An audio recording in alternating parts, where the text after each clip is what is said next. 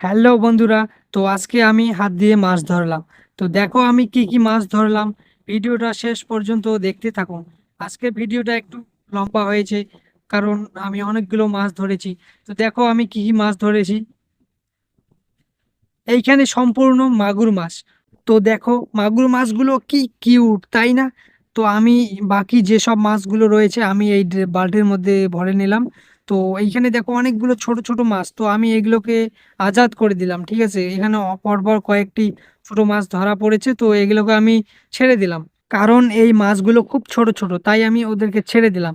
তো এইখানে দেখো বালতির মধ্যে অনেক রকমের মাছ আছে।